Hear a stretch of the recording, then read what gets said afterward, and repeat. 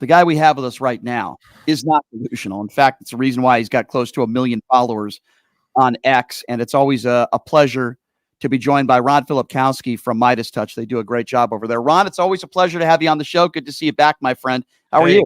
Good to see you too, Brian. It's been a busy day. There's Yes, lots it has. of stuff happening today, man. There's a lot of stuff happening. Let's sort of start, I guess you could call it breaking news. You can tell me whether you agree or not on this, but it appears as though Robert F. Kennedy Jr. is going to be making the announcement on Friday that he's going to be backing out of the race, and there's speculation, fair enough, to say that he probably will be supporting Donald Trump. What can you tell us about this? Yeah, I've been following this for a few days, actually. It looks like it's definitely going to happen. If we want to rewind this, how this started, of course, when Biden dropped out, one of the first things Trump did was called RFK. That got leaked by RFK's son on social media, that call where Trump offered him a job in his administration if he would drop out and endorse him. Kennedy was kind of embarrassed by that because it was made public. Then what happened? Reports were that he reached out to the Harris campaign to try and make a deal with them. They wouldn't talk to him, understandably, because he's a freak and a nut. And so then it looks like he's back to negotiating with Trump. Then his running mate Nicole Shanahan came out in an interview podcast and said that they were talking to the Trump campaign and they were interested in making a deal. They said that if they thought they could get at least 5% of the vote, which means that they would be a legitimate third party in 2028, that they would stay in, but they don't have any money and it doesn't look like they're going to get 5% of the vote. Then Gateway Pundit, which is normally not a reliable media outlet, very right-wing, but when it comes to certain right-wing things, they do have good connections. And so I do take some of their stuff. They reported last night that they had talked to somebody very close to Kennedy who said on Friday he was going to drop out and endorse Trump. Then mainstream media reports are out today that he has announced this press conference or this statement that he's going to make on moving forward. It happens to be in Phoenix on Friday, where Trump is also speaking at the same time. So all signs certainly point to RFK getting on board with Team Trump here. Yeah, well said there. Thank you for explaining all of that, Ron. So, I mean, is it wrong of me to say that this was all a sham? I mean, maybe Robert F. Kennedy Jr. wanted to be president. I guess I wouldn't doubt that.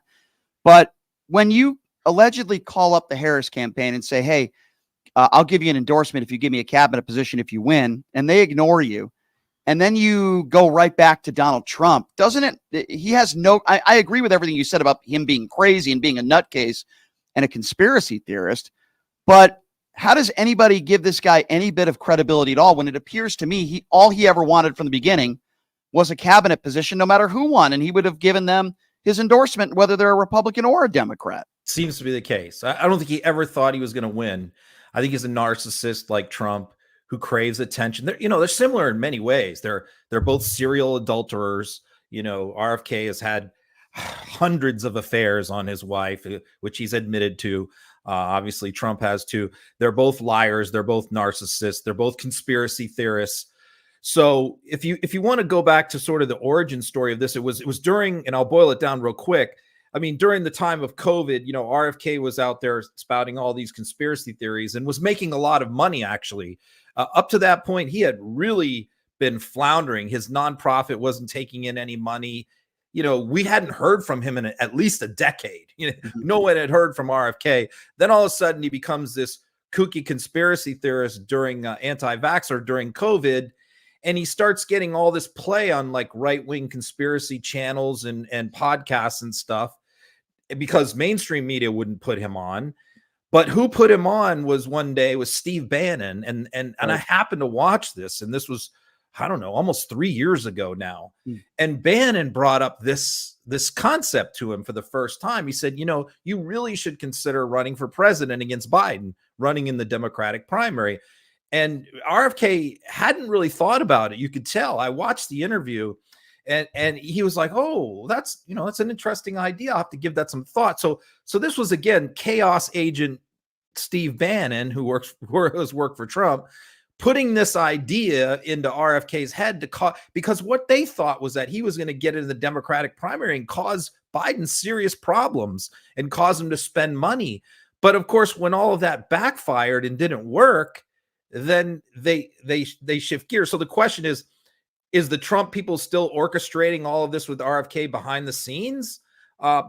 Possibly. Yeah. Well, let me ask you this, Ron. I think we both would agree that if Kennedy stayed in the race, probably hurts Trump more than Biden, takes some of those Trump voters. Yep. Does this really help Donald Trump? Number one, Kennedy backing out, and number two, the endorsement. Does this really give Trump a bump in the polls, do you think? Well, totally agree with you. It definitely hurts Trump more. Trump very much understands that, and this is why I don't think Trump especially likes RFK Jr., but Trump's willing to make a deal with anybody for anything right now. Right. If it means winning, he doesn't care. So he'll promise anybody anything. So yeah, I think that's what's going on here is he's dangling this out there. But as far as like, will it help? Well, a lot of the really hardcore RFK supporters that I follow are pretty upset about this. And they're warning him, like, you better not do this or you're going to burn your bridges with us forever. Now, how many of that is? Look, I think the people who are supporting RFK don't really like Trump. And I think if he does this, I think some of them, of course, will probably switch over and vote for Trump if they believe that their hero is going to have a spot in the administration. But I think also a lot of them are just going to not vote. I tend to agree with you on that. It certainly doesn't hurt Donald Trump, but I would agree with you that probably a lot of them will not be voting at all. If you're just joining us, he's Ron Filipkowski over at Meidas Touch. They do a great job. So I saw on Meidas Touch, you guys had this article. It's mesmerizing to me that the Trump campaign puts out this statement on this stolen valor stuff. And in this statement, there's actually stolen valor in it. Can you tell us about this? It's like, you can't make this stuff up. Tell us about this. And they just retracted it and blamed it on a staffer. So this is typical for the Trump campaign. They're constantly like blaming staffers for things, whether it's mistakes Trump made, and Trump's always blaming his teleprompter or this and that, it's always somebody else's fault. Mm-hmm. But yeah, they want to put out a statement about Tim Walz. So they get the idea, like, we're going to get all the 50 veterans who are Republican members of Congress to sign on to this letter. And they're going to put this letter out. And it's going to be them like denouncing Tim Walz for exaggerating his military service. Meanwhile, on the signers, there's 50 signers. Next to 29 of them, they put that they were retired military when they're not retired military. Some of them had done as little as 2.5, 3 years. And of course, being retired military, if you're military, that's a big deal. Right. To say someone is retired next to their name, that's a title you get. You're entitled to certain benefits. It's a much bigger deal than just doing 4 years and getting out like I did or like many others did. Mm-hmm. So you have like Rick Scott on there who did 29 months in the Navy. He's on there as retired Navy officer. Then, also you got people like Ronnie Jackson on there who still claims that he's a retired rear admiral when he was busted down to captain 2 years ago for misconduct. And you got people like Troy Nels, who claims that he earned the combat infantry badge when the Army has repeatedly told him you are not entitled to wear that on your lapel. He finally, a couple months ago, stopped wearing it when the press wouldn't leave him alone. I did notice that Tom Cotton, who has claimed in the past that he was an Army Ranger when he was not, did not sign on to this letter. So he apparently was smart enough with his own stolen valor issues in the past not to allow his name to go on this. Unbelievable. I do want to talk to you about the DNC, at least the last couple nights.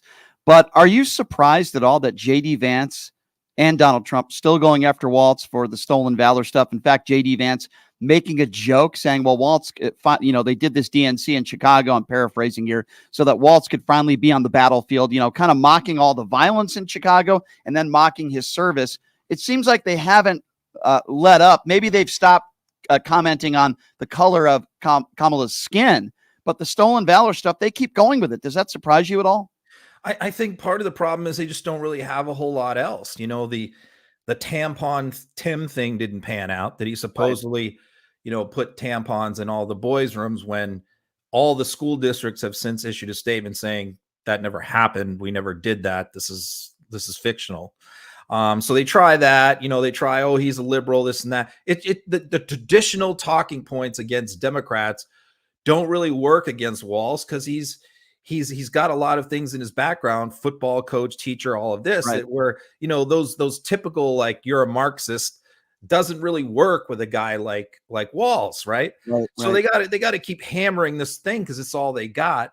But the thing is, I think as a vet, I think we're very sensitive to stolen valor. When people claim like that they won like a Purple Heart when they didn't, or that they were in Vietnam and they weren't, that's kind of stuff that like really resonates with us. But something like this, where, okay, like he did 24 years and then he put in his retirement papers and then found out months later his unit was being deployed and he elected to go forward with his retirement rather than go to Iraq. I think every vet has no problem with that. I had a very similar situation before the first Gulf War, where I had to make that kind of a decision. So I think all of us who have been in the military have to wrestle with those deployment decisions and whether you're going to get out or deploy again. It's not a big deal. Yeah, I agree with you. And I think most reasonable people, and thank you for your service, Ron, most reasonable people would agree with you on that. There's no question about it. DNC, I think the last couple nights, tell me if you agree or not, Ron, but for the most part, a very positive message talking about the future. We won't go back. And then watching Michelle and Barack Obama last night, to me, such great, articulate, intelligent people, great public speakers, really stars in politics, probably arguably two of the biggest stars in the political spectrum. What have you made the last couple days with this DNC convention and the stark differences between it and the RNC convention? Yeah, I'm going to give like day one, like a C+, B-, with the Biden thing. I think it was a little bit marred. It dragged on a lot. It was a little bit marred by the fact that like they had James Taylor lined up to perform. He was even out there doing his sound check. And they didn't even have time to get him in because a lot of speakers just went too long. That was the problem. They were going long. There wasn't a lot of discipline as far as the time goes. And, of course, you have Biden, who's quite old, and they push him to where he ends up speaking until after midnight. So I think that that was kind of botched a little bit. I don't think it was terrible, but I don't think it was great. Last night was an A+. I mean, last night they just nailed it. They got to the roll call vote, and I'm like, oh man, this is always like one of the most boring parts of a convention. It was boring as hell during the Republican convention. Yeah. And then, they got the DJ, they got the music and Little John and, Spike Lee. And I was just like, this is the coolest thing ever. What a show. It was cool. Then, they follow that up with the Obamas and then the link to Kamala, who's over in Milwaukee at her huge rally. It was electric. And, the speeches were fantastic. Yes. And, tonight we got Pete, we got Walz. I mean, tonight's going to be great too. I would like them to tighten up the time, and then like get my East Coast bias here. Like we're going to like 11:30 midnight here, guys. We're getting a little tired on the East Coast, Yeah. I'm with you on that one. And I'm on the West Coast, but I'd even like it to end a little earlier. What do you make of a guy like a Matt Walsh showing up in disguise to the DNC convention yesterday, and then they had to kick him out? And then a guy like a Charlie Kirk who even shows up to something like this. What do you make of these clowns? Yeah, you got a bunch of them. James O'Keefe also, who's the Project Veritas, does a lot of the undercover shit. He's coming out with some stuff tomorrow, I guess, some video where he went undercover. I mean, these guys are beclowning themselves. Jack Posobiec was another one who went out there. I think that kind of stuff used to work, but I think a lot of the Democratic activists are smart now. Plus, a lot of these people are all known, whereas like maybe in 2016, nobody knew who these clowns were, even in 2020. But now they've all kind of been outed. Matt Walsh, that reminded me of the scene in like the Jackass 3 movie. I think one of the Jackass episodes where they glued pubic hairs to his face to make it look like he had a beard. Matt Walsh's beard looked like a bunch of pubic hairs that were glued to his face. I mean, he's a complete clown. He really is. He's a bigot. Let's just call it for what he is. He's a bigot. All day obsessing over transgenders and Gay Pride Month and all this other stuff, no doubt. What do you want to see tonight and tomorrow, the last two nights of the DNC convention? Ron Filipkowski, what do you want to see these last two nights to kind of put them over the top? I agree with you. Last night was an A+. What do you want to see these next couple nights? Tim Walz, I think it was really big for Doug, Kamala's husband, to introduce her and their relationship last night, which a lot of people in America, I think most people, were completely unaware of Right. how they met and the history of their relationship. And I've met Doug, and Doug is just a prince of he's like, what you see is what you get. He is literally like the nicest, down to earth. He told you the story. He grew up working part-time jobs, working at McDonald's, working his way through college. That's who he is. He's just like an average guy you would meet on the street. He's the sweetest guy in the world. So I thought that was great, for him to talk about that. But, Walz to do kind of the same thing. Let us know his background. Let us know his story. I just saw a poll that only 30% of Americans even know who he is as of today. Wow. Interestingly, only 20% in that same poll knew who JD Vance was. So these guys are just, I think a lot of us involved in social media or politics, like we just take for granted, like everybody knows who these people are. They don't. And so this is their chance to introduce themselves to America, especially to those swing voters who are going to decide this. And I just have so much confidence that Walz is going to knock it out of the park. I'm also interested in Pete. Pete, a lot of people view him as long-term as a presidential candidate. This is his shot. And also, look, we don't know if Pete is going to stay on in a Harris administration. Yeah. So I hope he does. Probably, his shot to audition for something here. That's a good point. And then, of course, the star of the show is Kamala. I think that Kamala is just going to hit a home run in her speech. I'm so excited for her speech because I think it's going to be fantastic. Agree. Ron, last quick question for you, because you're so good at calling out the right-wing conspiracy theories out there. We've heard from the far right the Ashley Biden stories about, oh my God, they showered and Joe Biden's a pedophile. You hear all that nonsense, right? And here you have the other night, Ashley Biden in an emotional speech talking about her dad, and then embracing her dad, introducing her dad. And then Joe Biden, as you can see, wiping away tears. He got emotional. When is it ever going to stop? Yeah. When is it ever going to stop, Ron? I guess that's my question. I was involved in all, and the Ashley Biden stuff goes back to James O'Keefe, who we talked about before. He is the one who acquired the quote unquote Ashley Biden diary, which had been stolen in a burglary from her apartment. And the FBI was investigating it. Who ends up with the diary is James O'Keefe, far-right provocateur, and he is the one who put out this claim about the showering and all of that from the diary. Okay, right. We don't even know if that's legit. We don't know anything about it. Like, this diary passed through multiple people's hands, passed through a thief's hands, then into a right-wing provocateur's hands. Then the FBI raided his offices and seized the diary. So that's basically all we knew about this story. Is that there was a lot of shadiness involved. And then we actually got to hear for the first time from Ashley herself about her dad. And I think that a lot of right-wing people were very shocked at what they heard from her, because I think that a lot of them have it in their head that she is like someone who is abused, who hates her father, who is a sex crimes victim. This is what they have in their twisted brains. And then they saw her last night, and she doesn't come across that way at all. She comes across a daughter who loves her dad a whole hell of a lot. Well said. I forgot to mention one other thing. I want to get your take on this. Stephanie Grisham, right? She speaks yesterday, good brief speech. Yep. And she shows the text message, Ron, if you recall, of her asking Melania Trump on January 6th, hey, will you just put out a statement? I'm paraphrasing here. Will you just put out a statement, going after the violent protesters and denouncing violence? Melania Trump's response: no. What kind of human being would respond like that? And I thought it was such a poignant moment to not only talk about Donald Trump's character, but what about Melania Trump and her lack of a moral compass, Ron? Yeah, I spend a lot of time on the Melania Trump stuff. Some people criticize me for it. Obviously, most media don't think we should talk about Melania Trump at all, but I think it's entirely appropriate because, it's all part of this fake facade that this whole thing is a con job. Yeah.